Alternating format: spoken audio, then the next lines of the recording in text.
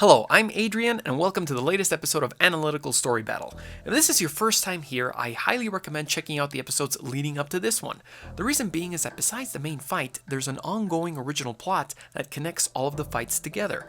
This episode takes place at the same time that Captain America is on his way to find Batman to retrieve Daredevil. So in other words, it's during the Captain America vs. Green Arrow episode. If you'd like to see what has already happened, that episode along with all the others is on the playlist below. Remember to subscribe to always know when the next episode premieres.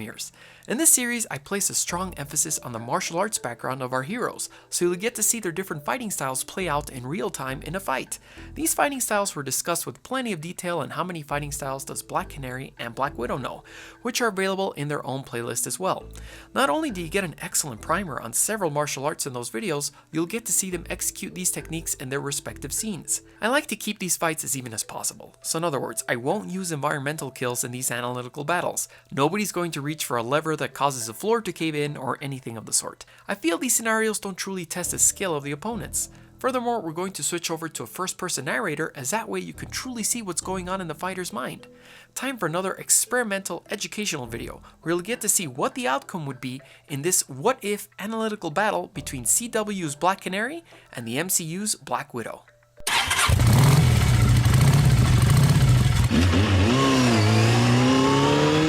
I honestly did not expect to be out tonight, but when you get a call from Ollie claiming that, in his words, the very fabric of space and time is being threatened, you suit up and jump on your bike. He asked if I could secure a green stone that's being stored in Avengers HQ. Naturally, I had no idea of what he was talking about, but he said Flash would fill me in on what it was and who they were, right before he took me to this world, which is all part of the multiverse. Again, his words. I try not to think about the details, and instead choose to focus on the mission ahead of me. My clock beeps and reminds me of the time. I don't have much of it, but I'm luckily right at my destination, Avengers HQ. I survey the area and realize the place isn't as well guarded as I thought. No visible security cameras and hardly any guards outside. I could take out the power, but I'd rather remain completely unseen and stick to my ninjutsu training. I leave my motorcycle on the hill and run, eventually finding a perfect place to slip in through the hole created by two gates and climb up the wall using my parkour skills.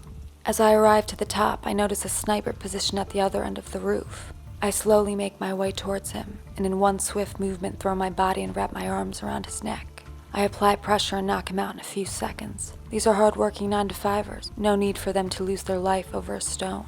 I take the man's keycard and make my way over to the door. It slides through without a hitch and I let myself in. The staircase snakes its way to the bottom floor, and I hear two guards talking to each other. Something about a captain. The voices stop and I slowly push the door slightly ajar. One of them is still right by the door, so in a flash I pull out and extend one half of my bow staff. I strike the man hard on the temple and then on the knee, and finish him off with a spinning sidekick. He falls to the ground, which causes his friend to turn around, so I throw my weapon at him, and as he's still recovering from that impact, he receives a direct flying knee and a follow-up hook to the jaw, just to make sure he's out. I spot a computer in the office right next to him, and after a couple of clicks find what I'm looking for. Now to that ventilation shaft. Bingo. I drop into a very large, mostly empty room with a handful of briefcases on display in the corner, each with a respective stone.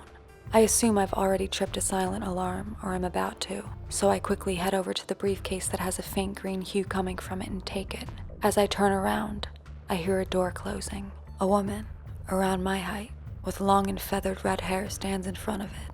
She's wearing a similar black leather outfit with a small red buckle and two devices on her wrist, a gun holstered on her right leg. She's scoping me out as well. She must be the one they call Black Widow. "Nice outfit," she says. "I like yours too," I reply. "But I'm afraid I need to get going now." As I take one step, she says, "Stop." I comply. I don't want her shooting at me. "I saw you make short work of those guards," she elaborates. "Impressive. It's why I turned off the alarm. I'd like to spar with you for a bit before I arrest you for trespassing." "I don't have time for this," I tell her. "Make time," she sternly tells me. As she runs toward me, I put together my two weapons to make my bow staff and block a hit from her police baton just in time. We exchange a few blows with our weapons, and I take the window I have to quickly knock the gun from her holster using one end of the staff, and with the other hook her wrist to make her drop her batons. The returning end of the staff hits her in the gut, and as she's on the floor, she turns around with a solid hook to my exposed jaw. The impact causes me to drop the bow staff, and before I know it, we're trading punching and blocking. She's the one doing most of the punching, and I rely heavily on my Wing Chun training to deflect practically all of her blows. She is very skilled in several fighting styles, no doubt about that. A moment later, she drops to the ground and delivers a blink-and-you-miss-it sweep kick. I jump to avoid it and come crashing down on her, securing an excellent headlock in the process. As I'm about to open my mouth to ask her to stop fighting and just listen to what I have to say, she bites me? Ow. I concentrate on trying to ignore the pain, so she uses the back of her skull to hit me right in the nose as my grip loosens. I stumble backwards and she proceeds to execute another series of well-timed punches and elbow strikes. I see my opening 3 seconds later, and as her right cross is coming in, I deflect it by throwing my left elbow upward and across. Once the punch has been deflected, I extend my arm into a back fist. She takes the hit and responds with a right cross, which I trap and lower with my left arm, taking the opportunity to strike her in the throat with my right hand, following up with a low kick to her knee. A perfectly executed Wing Chun technique if I do say so myself. But she comes right back up with a strong uppercut to the gut, and suddenly her wrist starts to glow. The pain is unbearable, and I can feel the electricity surge through my body. I yell and barely manage to retrieve and activate my sonic device. The redhead tumbles back, giving me precious seconds to go for the briefcase and get out of here. As I make my way towards it, the cry suddenly stops. I look at it, and it appears that she's managed to throw a tiny disc-like device that instantly disabled it. She runs at me, and in a manner that I can only describe as professional wrestling, loops her body around mine several times before dropping me on the floor again. She follows up with a strong punch to my head, but I roll out just in time. As I stand there befuddled at exactly what just happened now, she makes her way over to me and launches a drop kick. I take the hit and fly backwards for about a foot. She slowly starts to recover from the sonic device as she stands up after landing, and I find a newfound determination to end this fight. I need to get that briefcase to Ollie, no matter the circumstances. I make my way towards her and I see the kick I was expecting. As she comes in with the right roundhouse, I quickly deliver a spinning hook kick with my left leg at the same time, thus dodging her attack and landing arguably the most effective kick for scoring a knockout. She's not out, but clearly in pain, so I follow up with a jumping knee. And taking advantage of my close proximity to her, execute a sambo move by grabbing her lower back and then simply kicking my right leg out, causing her to flip and roll right over my leg and onto the ground. With her arm firmly in my control, I retrieve one of the bladed edges on her wrist device and quickly put it right up against her throat. I'm just borrowing the Infinity Stone. We need this to be able to stop the time shift. By the looks of it, she knows exactly what I'm talking about. How can I trust you? She asks. I'm still talking to you. She looks at the small bladed edge up against her neck. I get the point, she says. But who sent you? Green Arrow and Batman, I reply. By the surprised look on her face, it looks like I have a lot of explaining to do. And there you have it. What did you think of the fight? Let me know in the comments below, and make sure to catch up on the previous episodes so you can fill yourself in on the story so far. It was really fun to put these two excellent martial artists in a fight. They share similar skill sets, similar names, and even similar costumes, so it was like designing an awesome mirror fight.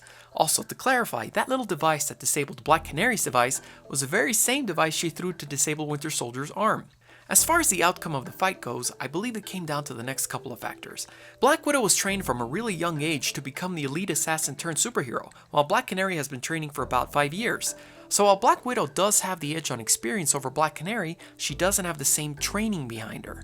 Widow was trained by Soviets to carry out missions for the KGB. Canary was trained by elite ninjas who have existed for hundreds of years. As a matter of fact, people who are fully trained by the League of Assassins are at peak human physical condition. Furthermore, she shows, by my analysis, 16 fighting styles compared to the 9 known to Black Widow. She is thus vastly more skilled in hand-to-hand fighting than Black Widow.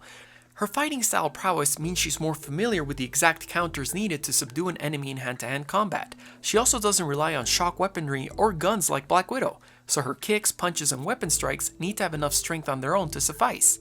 As a matter of fact, this brings up their strength.